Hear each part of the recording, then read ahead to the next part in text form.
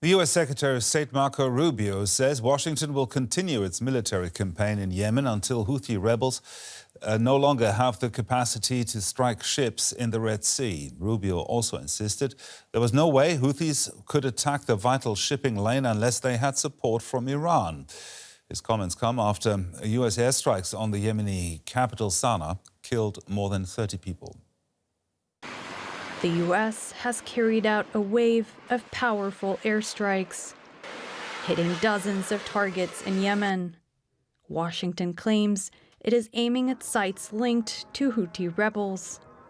The strikes have killed more than 30 people and injured dozens more, including children.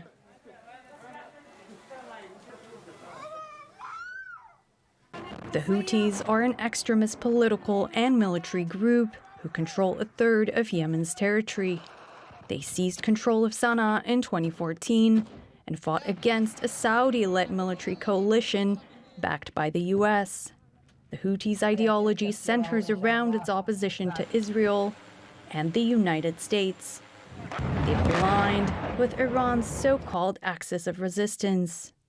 Since the war in Gaza began, the group has attacked commercial ships in the Red Sea and even fired missiles at Israel. They say the attacks are in solidarity with Palestinians and have recently announced they will continue such attacks until Israel allows aid to enter Gaza. The American aggression doesn't scare us, and we will not give up on Gaza, whatever the cost. The Yemeni people are different from other people. We will sacrifice everything we have for our brothers in Gaza to support Gaza. U.S. President Donald Trump says he will use, quote, overwhelming lethal force until the Houthis stop their attacks on ships. Trump also warned Iran, the Houthis' main backer, that it needs to stop its support for the group immediately. Iran provides weapons, training, and intelligence to the group, among other things, but still claims the Houthis are independent with their strategy. The Houthis, as representatives of the Yemenis, make their strategic and operational decisions on their own.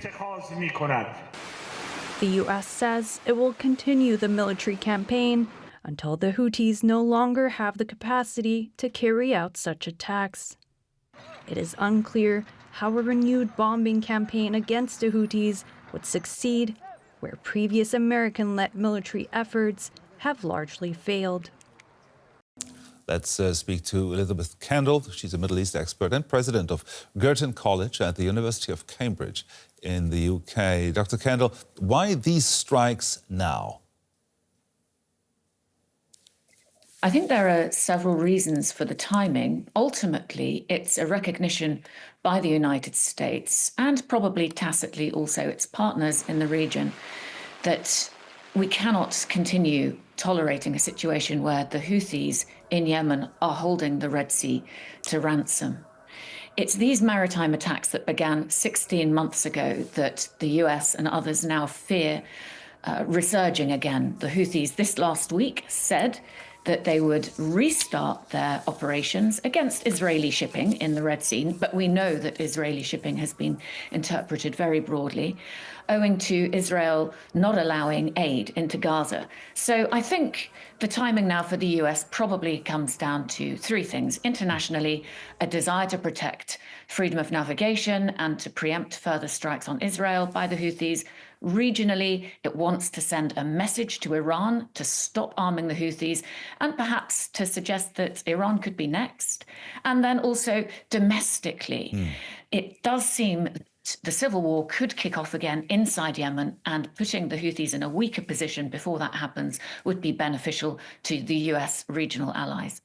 Yeah, with regard to that, will these strikes really significantly degrade the military capabilities of the Houthis? That's hard to say right now. I think it's fair to say that Trump's strikes will differ from Biden's strikes because they seem less averse to collateral damage. They seem to be sustained. We've heard from the US that these are intended to go on for several days, possibly weeks, whereas the attacks under Biden, the strikes under Biden, were piecemeal, in, out, in, out. And I think there's a recognition, however, that the Houthis do have significant military capability. This is going to be difficult. They have an arsenal. Many of their weapons are hidden. They have good practice at weathering these kinds of strikes. They weathered over 25,000 airstrikes by Saudi Arabia in the years between 2015 and 2022. And they've weathered US-UK airstrikes for an entire year, as well as some by Israel. So it's definitely not going to be easy. Now, you've touched upon this, that this could also serve as a warning to Iran. How do you see Iran reacting? I'm not sure that Iran has that many levers left at its disposal. This is a warning to Iran to say, stop arming the Houthis, stop sending them weapons, and also consider reaching a deal on your own nuclear capability with the US, or you might be next in line. Iran can see that Israel and the US and their partners have dealt with Hamas in Gaza. Israel has dealt with Hezbollah in Lebanon. The Assad regime has fallen in Syria.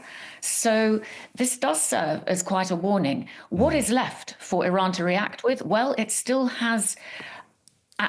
certainly has ambitions to nuclear capability. And we do know that in recent weeks, there has been a significant uptick in its enrichment of uranium to 60%. Now, that's not bomb level, but it's only a few steps away. I would expect Iran not to want to risk direct airstrikes on it and its nuclear capability, but it might resort to its usual playbook of deniable attacks. And it does have links to some extremist groups around the world, including Al-Qaeda. So it could be a case of, let's take some action, but let's make it plausibly deniable. Dr. Elisabeth Kendall, there, Middle East expert at Cambridge University. Thank you. You're welcome.